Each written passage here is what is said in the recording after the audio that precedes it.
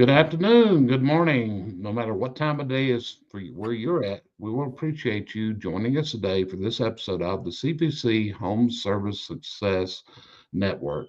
Each and every week, this is produced and presented by CVC Success Group, and we do this hopefully to share some ideas, concepts, maybe it's help you get over some pain that you may be suffering as a manager, because let's face it, running a business in the year 2024 is not an easy task. And that's the topic we have today, which is probably one of the most undesirable things that a manager has to do. Now, some people actually enjoy doing this. I used to be in a mixed group, and we had an individual in there. He truly enjoyed doing this. He said he'd be glad to do this for anybody in the group for $1 because he truly enjoyed. And what are we talking about here? It's when it's time to terminate someone. That's right, time to terminate. Because termination of an employee can be a very drastic thing. And you have a lot of fears in this. And you're also held back today because often we don't have anybody to move into that role. So what do? We are having substandard players on our team, players that often do not meet the culture of what we're looking. They're dropping in their customer service, they're dropping in their tasks, they're not following the SOPs of the company, the standard operating procedures. And we're seeing this happen a lot. And here's the really bad thing, we're seeing it happen with people with years of experience, with years of time working for us. It makes it a very difficult thing because not only they're employees, they're also friends. And we know what their family situations are and what is going to happen to them if they go through with this. After all, they've got mortgages, they got bills to pay, they've got everything else. So, Cheryl, what's your thoughts on termination and how to prepare yourself for this task? It's a hard thing to do. I mean, I don't care what business you're in, and even the people that enjoy it enjoy firing other people's people, not their own. But the bad part is when they're the top salesman in there, but they're just not performing in any other skills or causing mistakes. As we know, the mistakes cost so much that you can't afford to keep some people on. Plus, if they're what we call a bad apple, they're messing up the rest of your crew. So there's a time when you just have to sit them down. This is my thoughts of how to do it. You need to sit them down. You need to explain to them what they're doing wrong and give them a time frame to work on it in. Because the thing about it is nobody's going to switch today to tomorrow, but give them a couple weeks and just let them know that you're going to have to terminate them if they can't get back up to performing. Yeah. And this is part of your role, it's part of your responsibility. But in researching for this today, there's such a thing that's called at will employment. And every state except Montana allows at will employment. This means that an employer employee can end the employment at any time for any reason. However, the reason for termination cannot be illegal. We can't discriminate based on race, sex, age, nation of origin, disability, or genetic information. Retaliation for reporting illegal or unsafe workplace practices, refusing to conduct illegal activities.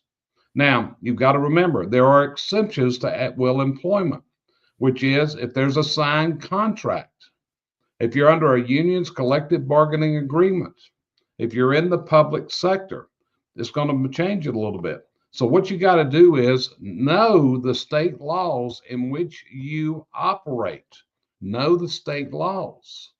And I'll be honest with you, in some states, this is a very difficult thing to make this decision. There's also a fear that these people are going to draw unemployment and it's going to drive our unemployment rates up. But here's the thing, what's the best decision for the company?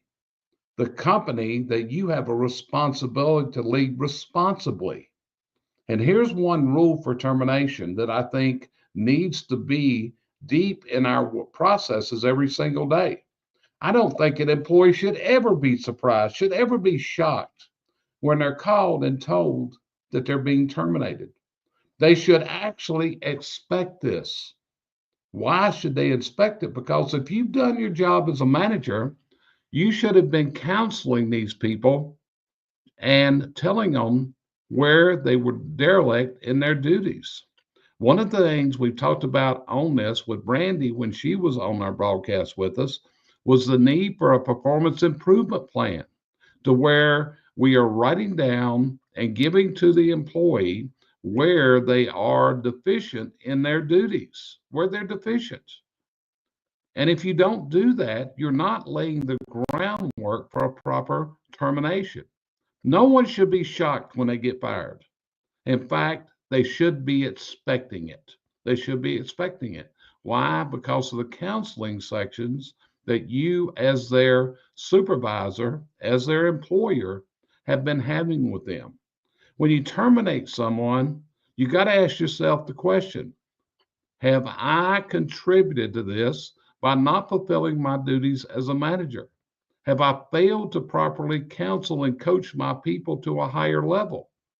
But it is a very challenging time for many managers. There's another thing here. Let's face it. The hiring pool sucks. The hiring pool sucks.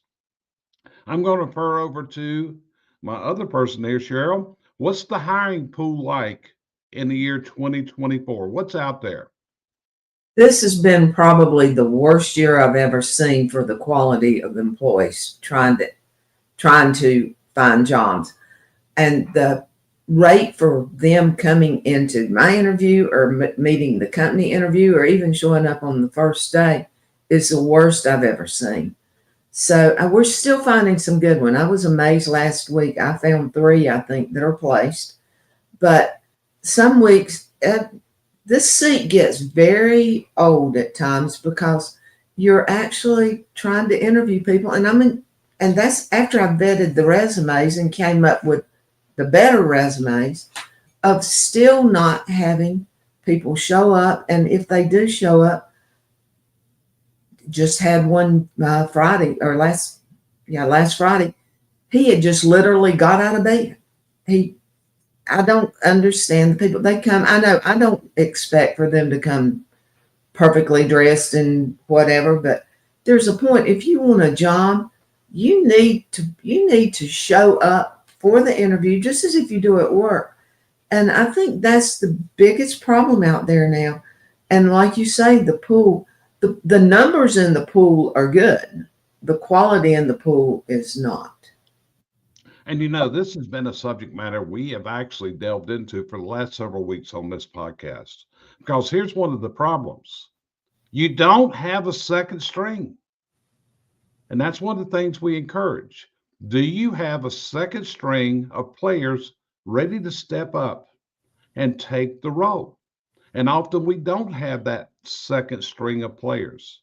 And I know quite a few companies that this lack of a second string has been really stressful because somebody turns in a notice. Somebody that might have been with you for a number of years. And all of a sudden, they decide they're going to leave your employment.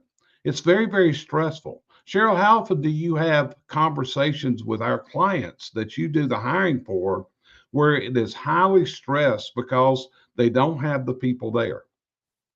At least once a week, and a lot of times more than that.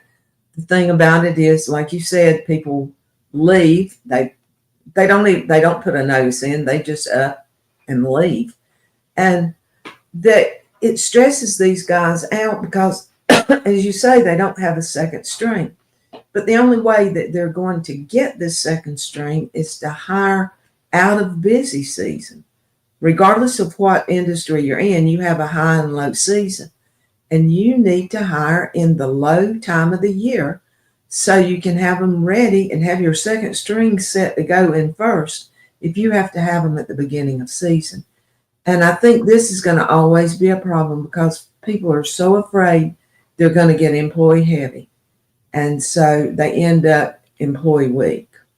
Correct. I see employers that are bringing in an outside trainer, someone to teach them new skills. I've been that trainer at times, and there's other people that go in to do it. But but again, what's the employer to do if the employee cannot step up to the plate and do what they're expected to do? But you got to ask yourself, have you properly prepared them with the training? Have you properly set the stage with the systems that they're to follow? Have you counseled them? Have you wrote disciplinary action to make them aware? Are you doing your job as a manager? Again, I'm going to go back to what I originally said. When you terminate someone, it should not be a surprise. It should not be unexpected. It should not be out of the blue. In fact, the reply that should come from them, if you've done your job, is, I've been expecting this. I've been expecting this to happen. So there's going to come this time, if you're a manager, that you're going to have to take this step. And so often we're kind hearted. We do. But what's your role as a manager? Your role is to make the company successful. Because if you have people on the team that are not contributing to making that happen, then they're dragging down the rest of your workforce. You've got somebody there with an improper culture. They don't meet with what your expectations are. They're not delivering your customer promise. You have no choice. You've got to take this action. And if you don't take the action, folks, it's going to come back to haunt you. So, Cheryl, anything else on today's episode that you'd like to say about this? Just a little bit. I'm going to turn the tables. I don't think a manager should be surprised when somebody quits. I think if they've had their eyes open and paid attention to their people, asked questions, done interviews, stay interviews with the people, I don't think they should be surprised as these people are decreasing in their production, plus are either getting unhappy in the company. You can see it coming down the road if you pay attention. There you go. You got to be there. You got to be watching what you're doing. You got to be an active part of the team. You got to be talking with your people. You got to be coaching them. You got to be giving them the assets they need in order to be successful. Well, that's some food for the thought today. And we wish that every one of you had a most wonderful Thanksgiving. This year was the first time in many years that actually we had all of our family members here. And it's actually was a really fantastic. We had 22 people, I believe, yesterday for supper, didn't we, Cheryl? Yeah, and isn't that scary that we have come up with at least two-thirds of those ourselves? Yes, it is. It's pretty unreal, but that's how we've multiplied in our household here. In fact, that's probably why we can't get a smaller house, because I don't know where we'd put them all for dinner on holidays if we had a smaller house. But it was certainly very nice to see all of our offspring, everybody else out there. So I hope this was a wonderful Thanksgiving for you. Remember, there's people in this world. I look at the mountains of North Carolina and the misery that's still undergoing up there. It is that unreal. So this holiday season, maybe you think about these people. How can you help these people that have lost everything in their world? They've lost their homes, their businesses. Some of them are not going to be able to build back on the land because the land's gone. So think about this holiday season. With that, we're going to wish you the best. Hope you had a grand Thanksgiving again. And we'll see you next week on our next episode of the CVC Home Service Success Network. It's an honor, it's a privilege, and it's a pleasure to speak to you every week, whether you're here on the live with us or you're listening on the recording. Thank you, folks. Have a fantastic rest of your week.